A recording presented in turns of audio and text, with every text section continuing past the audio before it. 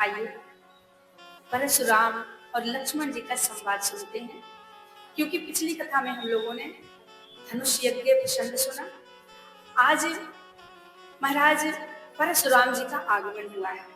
जैसे ही धनुष टूटने की ध्वनि सुनाई दी, परशुराम जी क्रोध में भरकर चले आए। किसने इस धनुष को तोड़ा? भगवान राम ने कहा, नाथ शंभु धनु भंजनिहारा, कोई है क्यों एक दास तुम्हारा।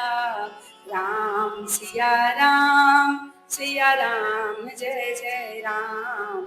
राम सिया राम जय जय राम। हे नाथ, शिव जी का धनुष तोड़ने वाला कोई आपका दास ही होगा। महाराज परशुराम जी जैसे इस बात को सुने, कहते हैं सेवक का वह काम है जो सेवकाई करे। जिसने इस धनुष का खंडन किया है वो हमारा सबसे बड़ा विरोधी है। वो सेवक कैसे हो सकता है? जिसने भी इस धनुष को तोड़ा है वो हमारे सामने आ जाए, अन्यथा सारे के सारे राजा मारे जाएंगे। सो बिलगाओ बिहाई समाजा, नत मारे जई है सब राजा।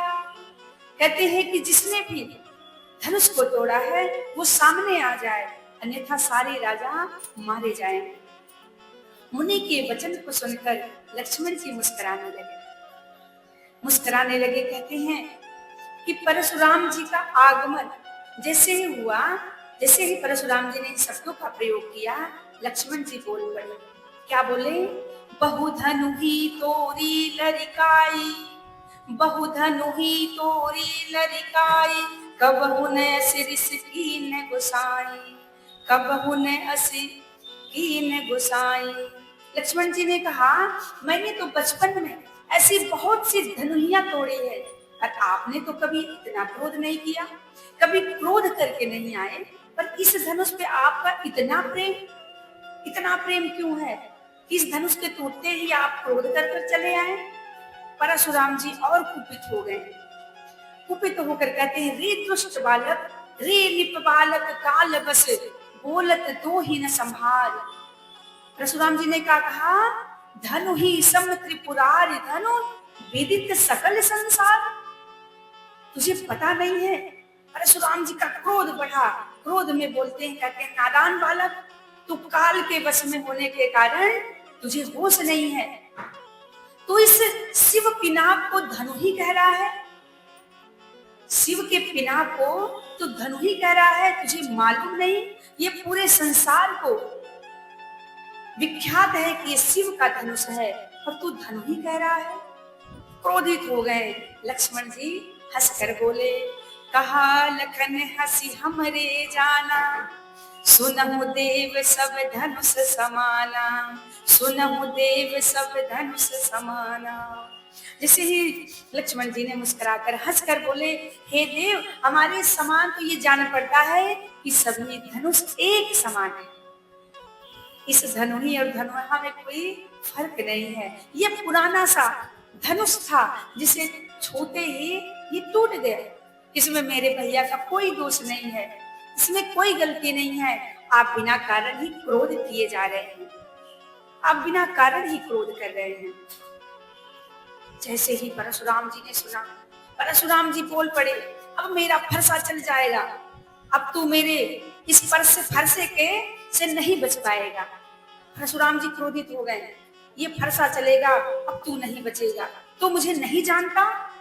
मैं बाल ब्रह्मचारी हूँ, मैं क्षत्रियों का शत्रु हूँ, क्षत्रिय कुल का शत्रु हूँ। अन्यथा कहते हैं कि मेरे क्रोध को तू नहीं जानता, मैं बहुत ही क्रोधी हूँ।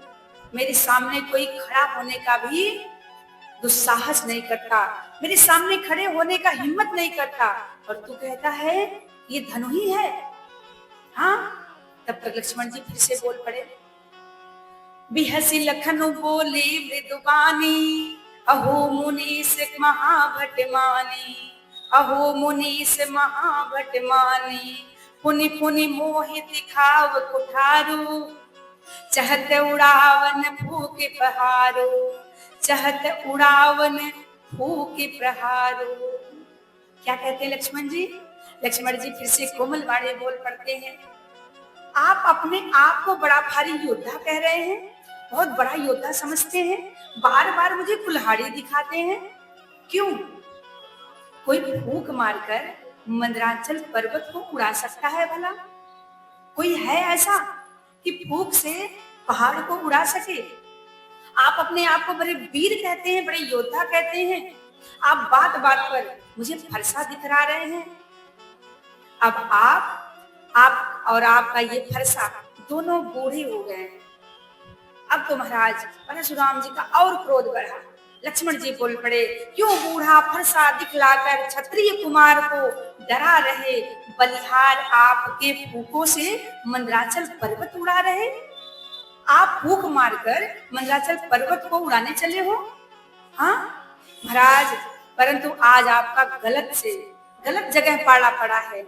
आप ऐसा नहीं कर सकते। हम उस माई के लाल नहीं जो हौवे से डर पा जावे, हम छुई मुई के पेड़ नहीं जो छूने से मुरझा जाना। हम उस माई के लाल नहीं, हम क्षत्रिय कुमार हैं, क्षत्रियों के संतान हैं, हम आपके इस फरसे से डरने वाले नहीं हैं।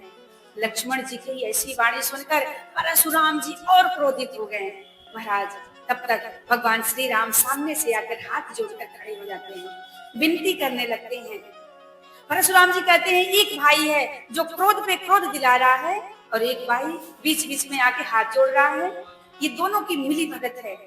लेकिन भगवान राम के ऐसी बातों को सुनकर राम जी ने कहा, महाराज आप शांत हो जाइए, अपने क्रोध को शांत कर लीजिए, आप क्रोध ना करिए, ये छोटा सा बालक है, नादान बालक है। परशुराम जी ने कहा, ये नादान नहीं, ये बड़ा दुष्ट बालक है, आज मेरा फरसा इसके गले पर चलेगा। परंतु राम जी ने कहा, महाराज ये दुष्ट बालक नहीं है। कहा, यदि आपका फरसा इसके गले पे चलेगा तो ये रहा आपका फरसा और ये रहा मेरा गला। आप अपने क्रोध को शांत कर लीजिए। राम जी की ऐसी कोमल वचनों को सुनकर परशुराम जी ने सोचा, कहीं हरि ने तो अवतार नहीं ले लिया, कहीं भगवान परब्रह्म अवतार लेकर तो नहीं आ गए। परशुराम जी इस रहस्यपूर्ण वचन को जब सुने तो सुनकर परशुराम जी की बुद्धि खुली, बुद्धि के जो पर्दे थे वो खुल गए और परशुराम जी अपने जो धनुष बाण अपने कंधे पर लिए थे वो राम जी को देना चाहा, परंतु जैसे ही देना चाहा, जैसे देने लगे, देत चाप आप ही चले गए हो, परशुराम मन विस्मय भयो। जैसे देना चाहे अपने आप धनुष और बाण राम जी के पास चला गया। महाराज परशुराम जी आश्चर्य में पड़ गए, बड़ा आश्चर्य हुआ। जाना राम प्रभाव तब पुलक प्रफुल्लित गात, जोरी पान बोले वचन हृदयन प्रेम समान। जैसे परशुराम जी राम जी के प्रभाव को जाना, जैसे ही प्रभाव का पता चला, हाथ जोड़कर प्रणाम कर लिए और वहां से प्रस्थान किए। परशुराम जी को पता चल गया, ये तो साक्षात प्रभु हैं, हरि ने अवतार ले लिया है। अब देखिए वहां पर जितने दुष्ट राजा थे जो अब तक कह रहे थे मार लो, पकड़ लो, बांध लो, वो राजा डर गए। डर के माले परशुराम जी कहते हैं कि परशुराम जी इन दोनों बालकों, इन दोनों राजकुमारों से डर गए और वापस चले गए। अब तो राजा, जितने राजा थे, सब मन में ये विचार कर रहे हैं कि कहीं ये दोनों बालक हमसे बदला ना लेने लगे, इसलिए सारे राजा भाग चले। वहां से सभी राजा चले गए, डर कर भाग गए। सभी लोग बड़े प्रसन्न हो गए, सब नर नारी प्रसन्नता से झूम गए। सारी सखियां मंगल गीत गाने लगे, सखियां प्रसन्न हो गई। सीता माँ का भय दूर हुआ है। गुरु जी ने अब अयोध्या में संदेशा भिजवाया है। क्या संदेशा भिजवाया? कि अयोध्या से अब बारात लेकर आइए। महाराज दशरथ जी के पास जब संदेशा गया, महाराज दशरथ जी बड़े प्रसन्न हुए हैं। इतने प्रसन्न हुए कि जो पत्रवाहन था ना, पत्र लेकर गया था, वो पत्र लेकर पूरे महल में दौड़ने लगे, तीनों रानियों को दिखाने लगे, रानियों से कहने लगे, देखो देखो पढ़ो क्या आया है संदेशा, मिथिला से संदेश आया है। रानियों ने जब पढ़ा तो बड़ी प्रसन्न हुई। अब तो अयोध्या में मंगल गीत होने लगे, रीति रिवाज के साथ हल्दी तेल मारो सब विधि विधान से हुआ है। बाराती सज रहे हैं, हाथी घोड़ा पालकी सब सज रहे हैं और सब सज कर बारात चल पड़ी है। बारात कैसी है? राम जी की अजब बारात अवध से मिथिला चले, श्री राम जी की अजब बारात अवध से मिथिला चली। बाराती कैसे हैं? जितने हैं बाराती सब के सब संत महात्मा हैं, सब बाराती संत महात्मा हैं। हाथ में माला भाल में चंदन, हाथ में माला भाल में चंदन, सब दाढ़ी वाले दिखात अवध से मिथिला चली, श्री राम जी की अजब बारात अवध से मिथिला चली। जब चलने लगी बाराती, चलने लगे तो रास्ते में दर्शनार्थी ने देखा। जब दर्शनार्थियों ने देखा तो कहा कि भाई ये बारात तो बड़ी सुंदर है, ये बारात जा कहाँ रही है? सबने बोला ये अयोध्या से जनकपुर जा रही है। उसी में से किसी ने पूछ लिया कि दूल्हा कहाँ है? अब दूल्हा तो साथ में है ही नहीं। बारात तो बड़ी सुंदर है पर दूल्हा नहीं है। ये बारात सब भांति मनोहर, ये बारात सब भांति मनोहर, एको न दूल्हा साथ अवध से मिथिला चली, श्री राम जी की अजब बारात अवध से मिथिला चली। अब बारातियों ने विचार किया कि दूल्हा तो है ही नहीं, अब क्या बताया जाए? तो सबने कहा चलो ठीक है, भरत जी को दूल्हा बना देते हैं। अब तो भरत जी को दूल्हा बना के सबसे आगे बिठाया गया और सब लेकर चल पड़े।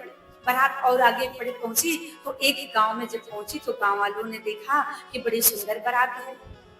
तो अब की बार सारे बाराती तैयार हैं कि यदि जैसे ही कोई पूछेगा कि दूल्हा कहाँ है तो भरत जी को दिखा दिया जाएगा।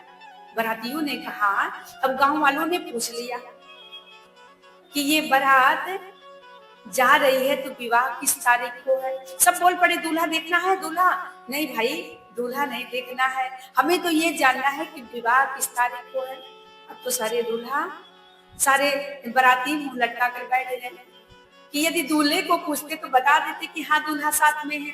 अब तो ये पूछ रहे हैं कि तारीख कब की है, विवाह किस दिन है, क्योंकि तारीख का तो पता ही नहीं है कि किस तारीख को विवाह है। तो सब बाराती कहते हैं कि जब तारीख का गांव वालों ने कहा जब तारीख का पता ही नहीं था तो ऐसे ही चल रही इतने पहले। तो सारे बाराती जानते हैं क्या कहते हैं, मिथिला में बहु व्यंजन मिलेंगे, मिथिला में बहु व्यंजन मिलेंगे, मरी गयो सतु खात अवध से मिथिला चली, श्री राम जी की अजब बारात अवध से मिथिला चली। सारे बाराती बड़ी प्रसन्नता के साथ गाते बजाते झूमते नाचते गाते चल पड़े। बीच बीच में निवास करते हुए जनकपुर की तरफ बढ़े जा रहे हैं, क्योंकि जनक जी महाराज ने मार्ग में सब व्यवस्था किए हैं, सारी व्यवस्था है, रहने खाने सोने की सारी व्यवस्था है। अब बाराती जनकपुर में पहुंचे हैं। जब जनकपुर वासी देखते हैं तो बड़े प्रसन्न होते हैं। सारी सखियां लगती हैं गीत गाने। क्या गाती हैं? आज आई बारात जनक नगरी, बाजे बाजे रे सहनाई जनक नगरी, बाजे बाजे रे सहनाई जनक नगरी। कहाँ बिठाऊं दूल्हा राम और लक्ष्मण, कहाँ बिठाऊं दूल्हा राम और लक्ष्मण, कहाँ बिठाऊं दशरथ समधि, कहाँ बिठाऊं दशरथ समधि, आज आई बरात जनक नगरी, आज आई बरात जनक नगरी, मड़वे बिठाऊं दूल्हा राम और लक्ष्मण, मड़वे बिठाऊं दूल्हा राम और लक्ष्मण, सिंहासन पे बिठाओ दशरथ समधि, आज आई बरात जनक नगरी, आज आई बरात जनक नगरी। सखिया कहती हैं, काऊ खियाऊं दूल्हा राम और लक्ष्मण, काऊ खियाऊं दूल्हा राम और लक्ष्मण, काऊ खियाऊं दशरथ समधि, आज आई बरात जनक नगरी, आज आई बरात जनक नगरी, पेड़ा खियाऊं दूल्हा राम और लक्ष्मण, पेड़ा खिलाऊं दूल्हा राम और लक्ष्मण, हलवा खिलाऊं दशरथ समधि,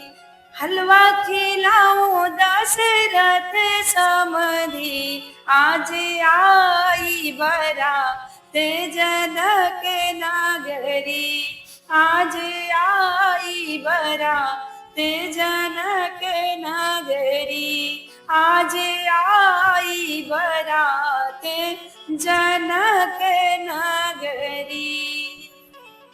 बोली सियावर रामचंद्र भगवान की जय। सारी सखियां गा रही हैं। बारात देखकर सब बड़े प्रसन्न हुए।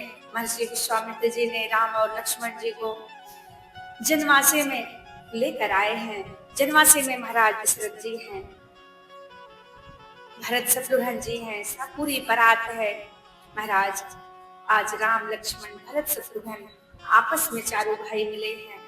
दशरथ जी परशुराम जी को प्रणाम किया है। परशुराम जी ने हृदय से उठाकर लगा लिया है। परशुराम जी देखिए, ये बारात लगन से पहले आई है, अभी लगन तय नहीं हुआ है, पहले ही बारात आ गई है। प्रथम बारात लगन ते आई, तातेपुर प्रमोद अधिक आई। लगन से पहले ही बाराती आ गए हैं। कहाँ? जनकपुर में। लेकिन जनकपुर में आनंद छा गया।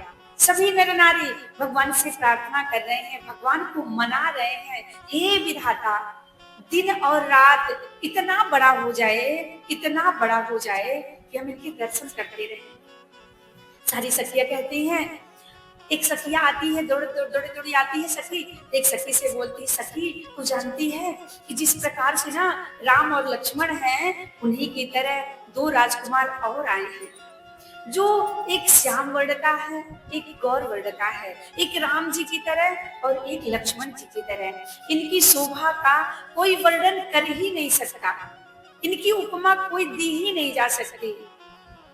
यहाँ पर गोस्वामी तुलसीदास जी महाराज कहते हैं, इनकी उपमा कोई नहीं कर सकता। उपमा न को कह दास, तुलसी कतहु कवि गोविंद कहे। तुलसीदास जी महाराज कहते हैं, इनकी उपमा नहीं दी जा सकती। ये चारों भाई मानो बल, विनय, विद्या, शील और शोभा के खान हैं। चारों भाई बड़े ही सुंदर दिख रहे हैं। सखिया कहते हैं, हे विधाता, हे विधाता, हे ईश्वर, आपसे यही प्रार्थना करती हूँ कि इन चारों भाइयों का विवाह इसी जनकपुर में हो जाए। सब सखियां मना रही हैं, सब मिलकर मंगल गीत गा रहे हैं। मंगल मूल लगन दिनवावा, हिम ऋतु अगहनो मास सुहावा, ग्रह तिथि नखत जोग बरबारो, लगन सोध विधि कीन्ह विचारो। महाराज अगहन का महीना ग्रह तिथि नक्षत्र योग वार सब श्रेष्ठ है। मुहूर्त सोध कर ब्रह्मा जी ने लग्न पत्रिका भिजवाई। देखिए जो लग्न पत्रिका नारद जी के हाथों ब्रह्मा जी ने भिजवाई है, जनक जी के जो ज्योतिष हैं, ज्योतिषों ने भी यही गणना की है। मानो यहाँ के ज्योतिषाचार्य जो है ना, वो भी ब्रह्मा जी के समान है, ऐसे ज्योतिष हैं। महाराज गौधूनी वेला धेनु जो है ना, धेनु धूरी बेला विमल, सकल सुमंगल मूल, विप्रहन कहूं विदेह सन, जान सगुन अनुकूल। समय अनुकूल, गोधूली की पवित्र बेला आ गई है, समय अनुकूल हो गया है, सगुन होने लगे हैं, अब तो विवाह की तैयारी होने लगी है। चारों दूल्हा सरकार सज रहे हैं, सब बराती सज रहे हैं। महाराज आज यहाँ देवता महाराज दशरथ जी के सराहना कर रहे हैं, दशरथ जी की सराहना कर रहे हैं कि अपने हजारों मुखों से सराहना कर रहे हैं। क्यों, क्या कारण है? क्योंकि महाराज दशरथ जी के बड़े भाग्य हैं कि आज उस पर ब्रह्म परमेश्वर के पिता होने का सौभाग्य प्राप्त हो रहा है। आज उस परम पिता परमेश्वर के आज पिता बने हैं महाराज दशरथ जी। सभी देवता टोली बना बनाकर विमानों पर चढ़ चढ़कर वहां पर पधारे हैं। ब्रह्मा जी और शिव जी भी आ गए हैं, क्योंकि आज भगवान श्री रामचंद्र जी का विवाह है। सब भगवान राम का विवाह देखने के लिए सब पधारे हैं। सारे देवता, सारे देवी देवता सब पधारे हैं। जनकपुर को देखकर, जो जनकपुर की शोभा है ना, उसको देखकर सब अनुरक्त हो रहे हैं। जितने देवता हैं सब देवता कह रहे हैं कि इस जनकपुर को देखकर हमारे स्वर्ग भी तुच्छ लग रहे हैं। ऐसी शोभा जनकपुर की है। तिन्हि देख सब सुर, सुर नारी, भय नकत जनो विधि उजियारी। आज सब आश्चर्य में पड़ गए। यहाँ पर ब्रह्मा जी को बड़ा आश्चर्य हुआ।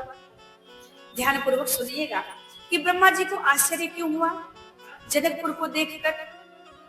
ऐसा जनकपुर में क्या देखा ब्रह्मा जी ने, कितने आश्चर्य में पड़ गए। ब्रह्मा जी को आश्चर्य हुआ क्योंकि ब्रह्मा जी की करनी या उनकी रचना यहाँ पर दिख नहीं रही है। कौन सी करनी? अरे करनी दिख नहीं रही है। ब्रह्मा जी परेशान हो गए। ब्रह्मा जी कह रहे हैं भगवान शंकर जी से कि मुझे अपनी करनी दिखाई नहीं दे रही है। भगवान शंकर जी बोले कि आप प्रभु श्री राम जी का विवाह देखने आए हैं कि अपनी करनी देखने आए हैं? ब्रह्मा जी ने कहा वो तो ठीक है, परंतु ये सारी सृष्टि हमारी ही बनाई हुई है, परंतु यहाँ पर हमारा बनाया हुआ कुछ दिख ही नहीं रहा, कुछ भी नहीं दिख रहा है। भगवान शंकर जी ने कहा दिखेगा भी नहीं। क्यों?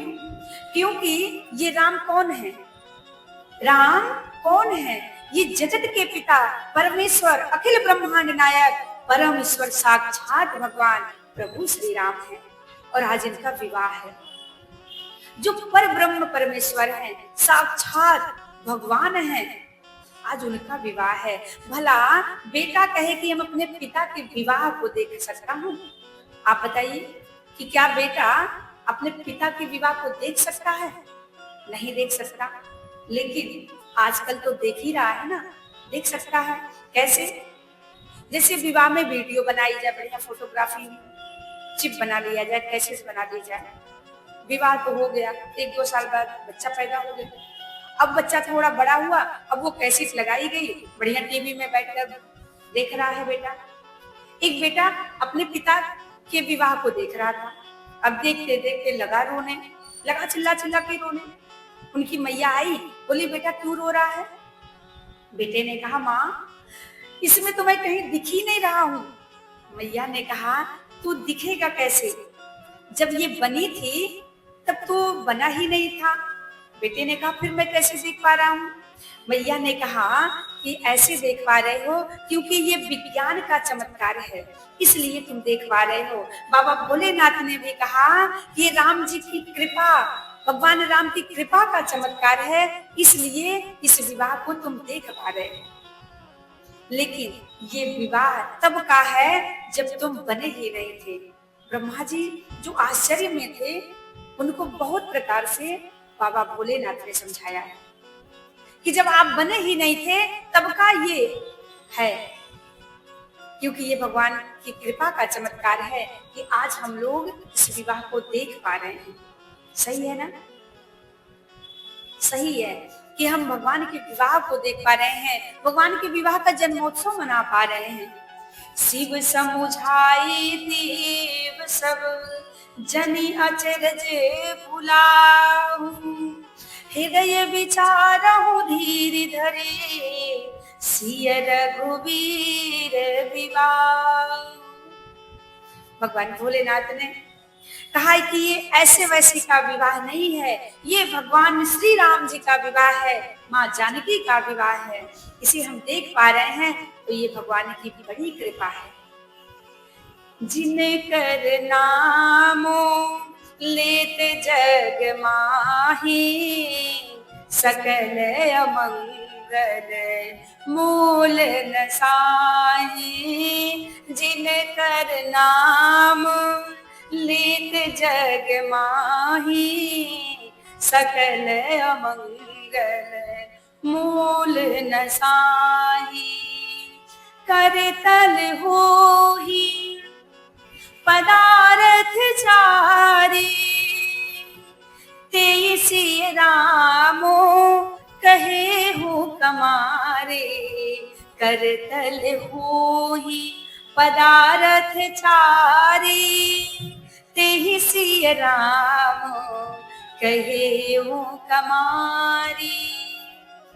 अरे भाई, जिनका नाम लेने मात्र से पूरे जगत के सारे अमंगलों की जड़ कट जाती है और चारों पदार्थों की प्राप्ति होती है, धर्म, अर्थ, काम और मोक्ष, चार पदार्थों की प्राप्ति होती है। चारों पदार्थ मुट्ठी में आ जाते हैं।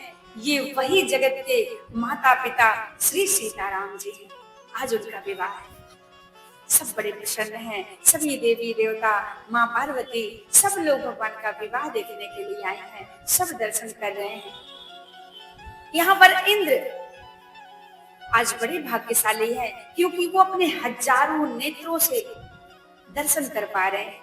बड़े सौभाग्यशाली हैं सब देवता, सब नर नारी, सभी गंधर्व बड़े प्रसन्न हैं। फूलों की वर्षा हो रही है, ढोल नगाड़े बज रहे हैं, चारों तरफ जय जयकार हो रही है, चारों तरफ जय जयकार हो रही है। बारात पहुंची है माड़वे में। सखियों ने देखा भगवान राम, लक्ष्मण, भरत, शत्रुघ्न जी को देखा तो देखकर सराहना करने लगे कि चारों दूल्हा तो बड़े सुंदर हैं, पर जो सबसे बड़का है ना वो तो बड़ा ही प्यारा है। सखियां लगी गाने, क्या कहती हैं? आजो मिथिला नगरिया निहाल सखियां, आजो मिथिला नगरिया निहाल सखियां। चारों दूल्हा में बड़का कमाल सखियां, चारों दूल्हा में बड़का कमाल सखियां। आजो मिथिला नगरिया निहाल सखियां, हो निहाल सखियां। चारों दूल्हा में बड़का कमाल सखियां, चारों दूल्हा में बड़का कमाल सखियां। शीश मणि मोरिया कुंडल सोहे कनवा, शीश मणि मोरिया कुंडल सोहे कनवा। कारी कारी कजरारी झूले मिनयनवा, लाल चंदन सोहे इनके भाल सखियां, इनके भाल सखियां। चार दूल्हा में बड़का कमाल सखियां, चारों दूल्हा में बड़का कमाल सखिया। श्यामल श्यामल गोरे गोरे जोड़िया जहान रे, श्यामल श्यामल गोरे गोरे जोड़िया जहान रे। अखिया न देख ले न सुन ले न कान रे, अखिया न देख ले न सुन ले न कान रे। जुग जुग जीव जुड़ बेमिसाल सखिया, बेमिसाल सखिया। चारों दूल्हा में बड़का कमाल सखिया, चारों दूल्हा में बड़का कमाल सखिया। चारों दूल्हा में बड़का कमाल सखिया।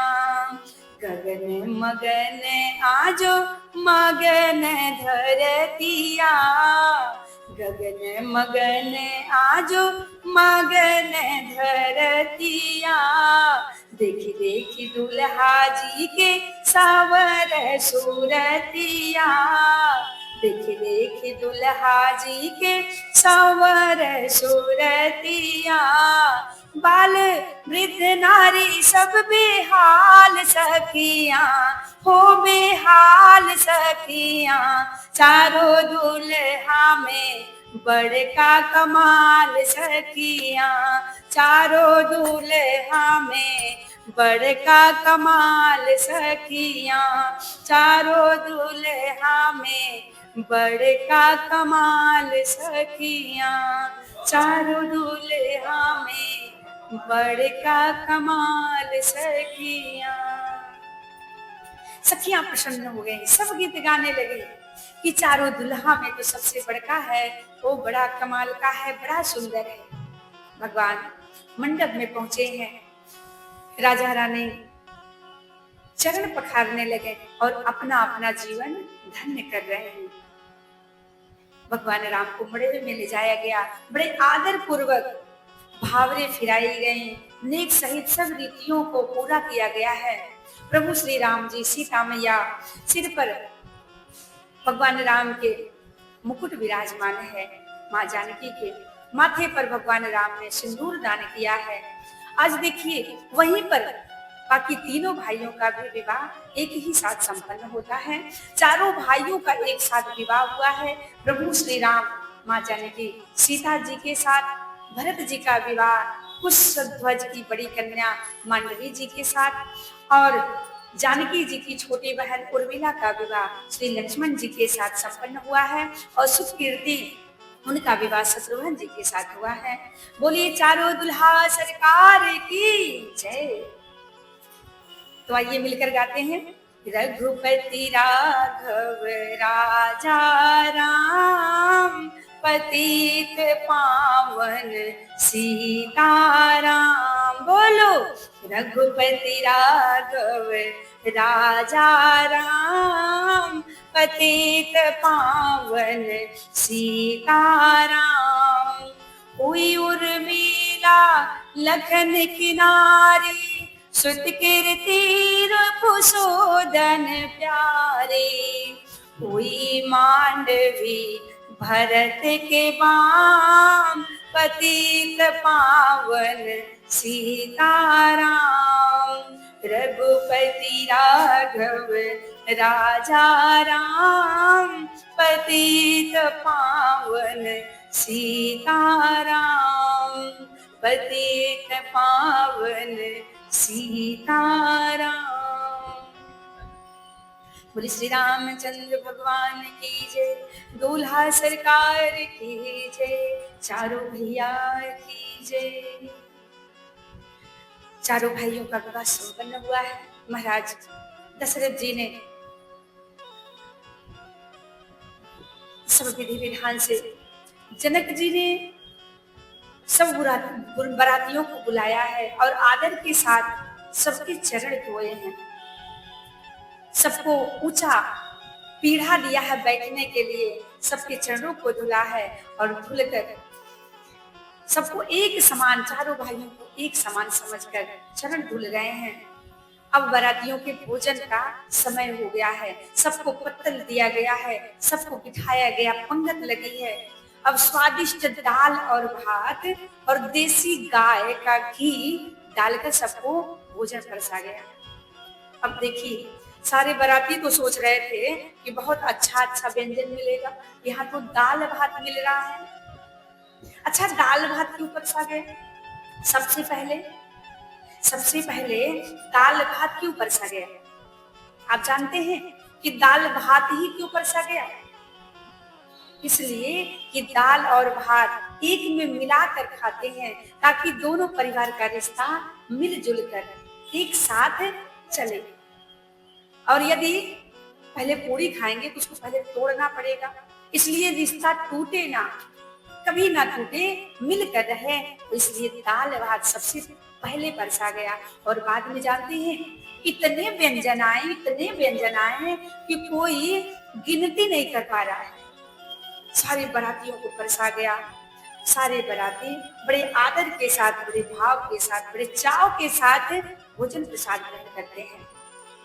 महाराज जनक जी ने पूरे समाज सहित दशरथ जी का पूजन किया है। सभी राजाओं के सिर मोर धारण कराए हैं। चक्रवर्ती सम्राट श्री दशरथ जी महाराज प्रसन्न होकर अब जनवासी में गए हैं।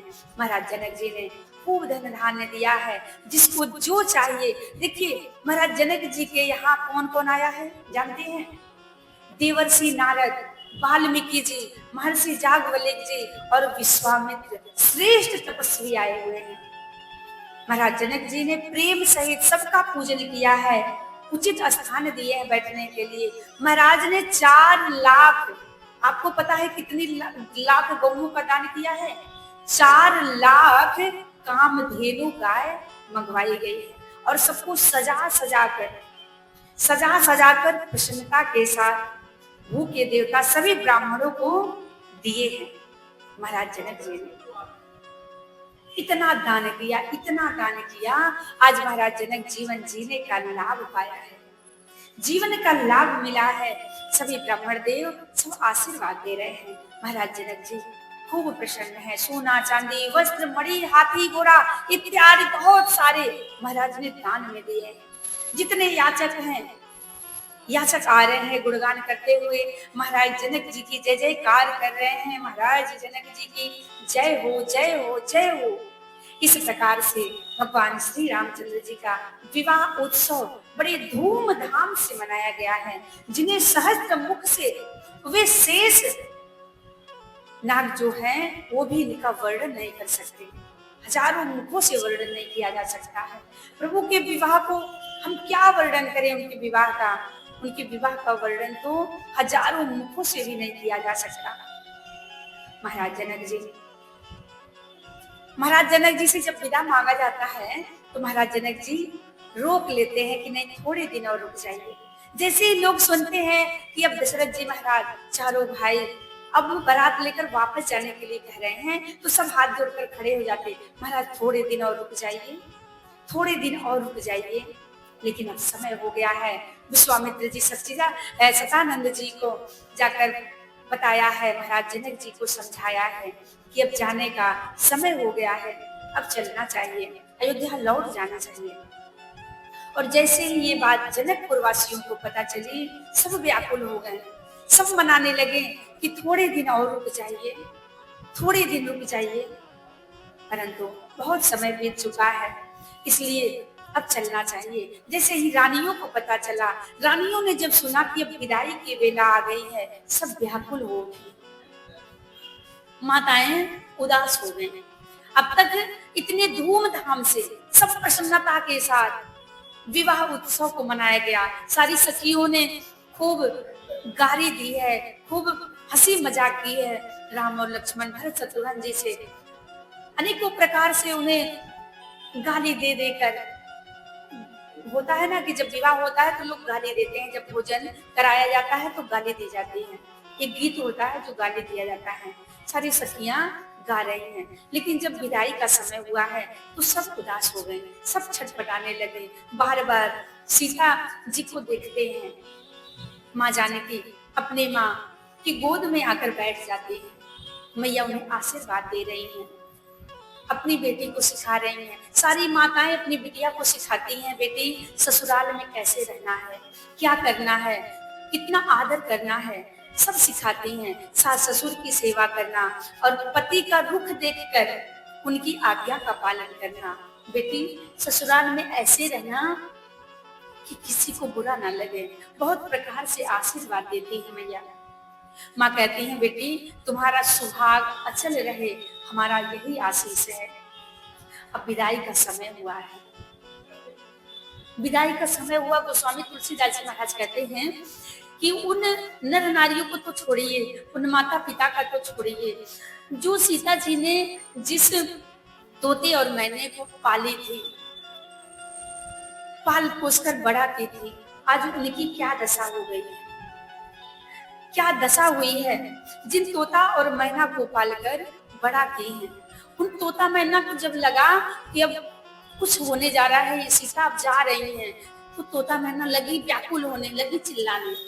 गोस्वामी तुलसीदास जी महाराज कहते हैं सुख सारी का जान के जाए, कनक पिजरने राखी पठाए, व्याकुल कहीं कहाँ बैदेही, सुन धीरजो परि हरहि न केहि, भय विकल खग मृग यही भांति, मनुज दशा के से कही जाती, बंधु समेत जनक तब आए, प्रेम उमगे लो चन जल छाए। जानकी माँ ने जो तोता मैना को पाला, सोने के पिंजरे में रखते हैं, सोने के पिंजरे में रखकर सेवा की है, उन्हें पढ़ाया है। आज वो तोता मैना व्याकुल हो रहे हैं, जानकी कहाँ। सुख सारिका कहती है जानकी कहाँ जा रही हो, वैदेही कहाँ, मैं भी तुम्हारे साथ चलूंगी, मुझे भी जाना है, मुझे इस सोने के पिंजरे में नहीं रहना है, मुझे आपके साथ चलना है, मुझे जानकी के साथ चलना है। व्याकुल हो गए, वो पक्षी कह रही है मुझे इस पिंजरे से निकालो, मुझे जानकी के साथ रहना है। गोस्वामी जी कहते हैं कि जब पशु पक्षी की ऐसी दशा है कि पशु पक्षी विकल हो रहे हैं, तो सोचिए भला उन मनुष्यों की क्या दशा हुई होगी। मनुष्यों का तो छोड़ दीजिए, उन माता पिता की क्या दशा होगी, मैं ये बताने में असमर्थ हूँ। मेरे भीतर इतना सामर्थ्य नहीं है कि मैं बता सकूं कि आज माता पिता, आज मिथिला के नर नारियों पर क्या बीत रही है, कितने व्याकुल हो रहे हैं। हम संसार के लोग हैं, जब एक माँ बाप अपनी बेटी को विदा करने लगता है तो उसका कलेजा निकल जाता है, क्योंकि जिस बेटी को इतने वर्षों से पाल पोस कर बड़ा किया, जो बेटी आंगन में खेली बड़ी हुई पढ़ी लिखी, उस बेटी को आज किसी पराये के घर भेजना पड़ता है, तो माता पिता कितने व्याकुल होते हैं। और जिस पिता की बेटी जानकी हो, भला उनकी क्या दशा हुई होगी। महाराज जनक जी की क्या दशा हुई होगी। महाराज जनक जी को बताया गया कि महाराज चलिए अब विदाई की बेला हुई है, चलिए बेटियों से मुलाकात कर लीजिए, एक बार भेंट कर लीजिए, अंतिम भेंट। जैसे ही महाराज जनक जी पहुंचे हैं रनिवासी में, तो जानकी अपनी माँ के पास बैठी हैं, जनक जी देहरी पर हैं, और जैसे ही जानकी को देखा कि 16 श्रृंगार करके बैठी हुई हैं, जनक जी महाराज दौड़ पड़े और जाकर जानकी को गले से लगा लिया। जनक जी छोड़ नहीं रहे हैं, मेरी जानकी चली जाएंगे, मेरी सीता चली जाएंगे। महाराज जनक जी ने अपनी धीरता का त्याग कर दिया। अरे जिसे सारी दुनिया विदेह राज कहती है, सारी दुनिया कहती है कि ये विदेह राज हैं, आज इनकी ऐसी दशा है, आज ये इतने व्याकुल हो रहे हैं। स्वप्न में भी कोई नहीं सोच सकता कि जिन्हें विदेह राज कहा गया है उनकी ऐसी दशा होगी। आज बाबा जनक जानकी को हृदय से लगा कर रखे हैं, नहीं छोड़ रहे हैं। और आंखों से आंसू निकल रहे हैं। देखिए, जब विदाई का समय होता है तो मैया थोड़ा कठोर हो जाती है, क्योंकि माताएं तो आगे पीछे भी रो लेती हैं। पर जब विदाई का समय होता है, पिता और भाई अपने आप को रोक नहीं पाता और वो इतना रोता है तो टूट जाता है। सुनैना मैया संभाल रही है। एक भाई पिता को संभालने के लिए आज माँ का हृदय थोड़ा मजबूत कर लेती है। पिता देखिए, जो भाई अपनी बहन से दिन रात लड़ता है लेकिन विदाई के समय खूब रोता है, पिता खूब रोता है। सबसे ज्यादा भाई रोता है, सबसे ज्यादा पिता रोते हैं विदाई के समय। पिता जाकर एक कोने में रो लेता है। माँ तो सबके सामने रोती है, लेकिन पिताजी कोने में जाकर बैठकर रोते हैं, कोई देखेगा। एक बेटी की जगह कोई नहीं ले सकता। जन्म से लेकर जिस बेटी को गोद में खिलाया, उंगली पकड़कर चलना सिखाया, बोलना सिखाया, बाबा आज इतने रो रहे हैं, इतने रो रहे हैं, कोई चुप कराने जाता है, हमारा जनक जी चुप नहीं हो रहे हैं। बेटी की विदाई की पीड़ा एक बाप ही समझ सकता है, एक बाप ही जान सकता है कि जब बेटी खुद से दूर होती है तो क्या दशा होती है। जानकी रो रही है, बिलख रही है, और कैसे रो रही है, जैसे एक छोटा सा बालक खिलौने के लिए रोता है। माँ जानकी इसी प्रकार रो रही है और क्या कहती है, ये हर एक बेटी की यही पुकार है। क्या कहती हैं, कन्यादान हुआ जब पूरा, आया समय विदाई का, हंसी खुशी सब काम हुआ था, सारी रस्म अदाई का। बेटी के उस कातर स्वर ने बाबुल को झकझोर दिया। पूछ रही थी, पिताजी आपने सचमुच में मुझे छोड़ दिया?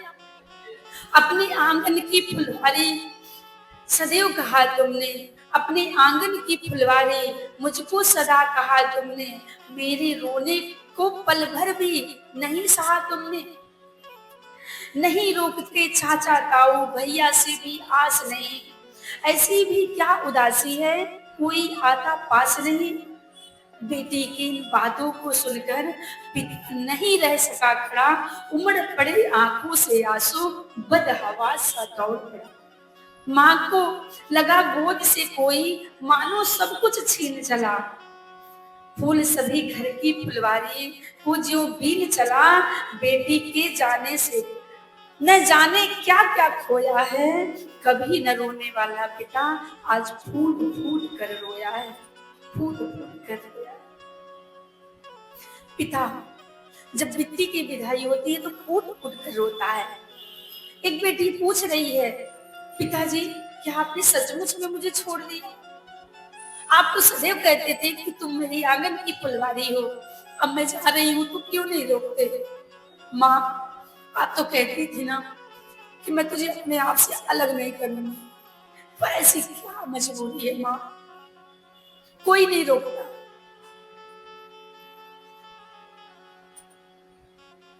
विदाई के समय चाहे कोई कितना भी पत्थर दिल का क्यों ना हो, उनकी आंखों से आंसू आ ही जाते हैं, निकल ही पड़ते हैं। लेकिन जो सीता जैसी बेटी हूँ, एक पिता अपने आंसू कैसे रोक सकता है? नहीं रोक सकता। महाराज बेटियों को डोली में बिठाए हैं, जब डोली आगे आगे चलने लगी, महाराज जनक जी पीछे पीछे दौड़ रहे हैं, पीछे पीछे दौड़ रहे हैं, इतना रो रहे हैं, इतना रो रहे हैं।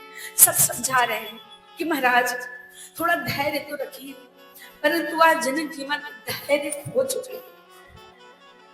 कैसे धैर्य रखें? मेरी जान के मुझे छोड़कर जा रही है। खूब रो रहे हैं, खूब रो रहे हैं। सखियां रघुनाथ जी के सामने हाथ जोड़कर खड़ी हो गई। प्रभु यदि मुझसे कोई भूल हो गई हो तो मुझे क्षमा कर दीजिए, और कभी कभी आते जाते रहिएगा, दर्शन देते रहिएगा। सारी सखियां हाथ जोड़कर प्रणाम करती हैं। और कहती है मुझे माफ कर दीजिएगा अगर मुझसे कोई भूल हो गई हो। माता जनक जी ने हाथ जोड़कर प्रणाम किया है। जनक जी अपनी बेटी को आशीर्वाद दे रहे हैं, बेटी जहाँ रहो सुखी रहो। हर माता पिता का यही आशीर्वाद रहता है कि बिटिया जहाँ रहे प्रसन्न रहे, सुखी रहे, कोई कष्ट ना हो। हर माता पिता यही कामना करता है। पिता क्या चाहता है कि हमारी बेटिया सदैव प्रसन्न रहे, सदैव खुश रहे, किसी कोई कष्ट ना हो।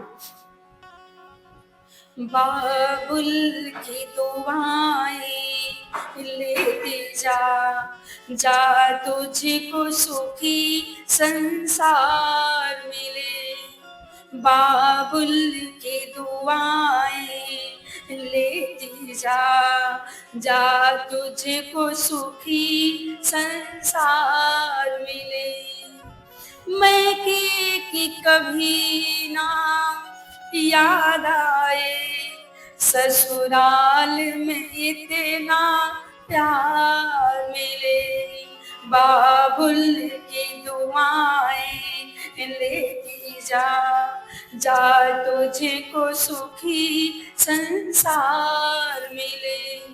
नाजों से तुझे पाला मैंने, कलियों की तरह फूलों की तरह, मेरे बाग की ये नाजुक डाली, मेरे बाग की ये नाजुक डाली, तुझे हर पल नई बहार मिले।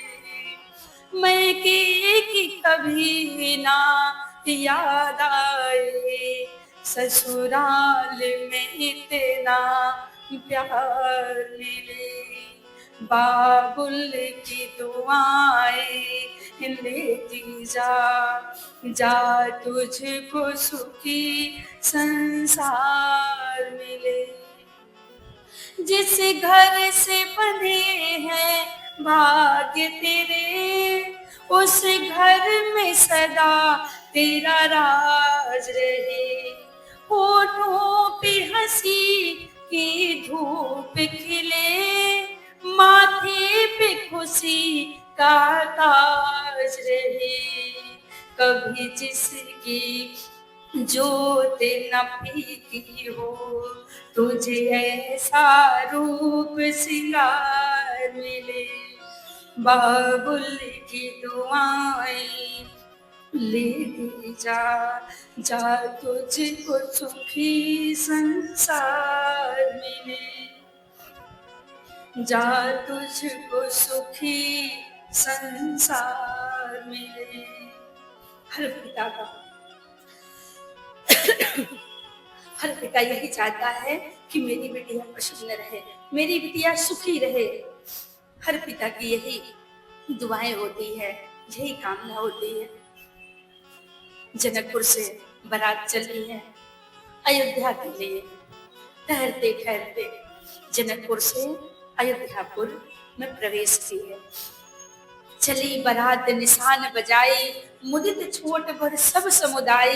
राम ही निरख ग्राम नर नारी, पाय नयन फल हो ही सुखारी। आइए आज की कथा यहीं पे विश्राम लेंगे। कल हम सब लोग सुनेंगे भगवान राम अयोध्या में प्रवेश करेंगे, चारों दुल्हा चारों दुल्हन को लेकर। तो अयोध्या में कितनी प्रसन्नता है, इसका वर्णन कल हम लोग सुनेंगे। आज के लिए इतना ही। जय श्री राम, राधे राधे। बोले बोलिए सियावर रामचंद्र की जय, पवन सुत हनुमान की जय। बोलिए श्री हनुमान जी महाराज की जय, भूत भावन भोलेनाथ की जय। श्री पार्वती पते हर हर महादेव।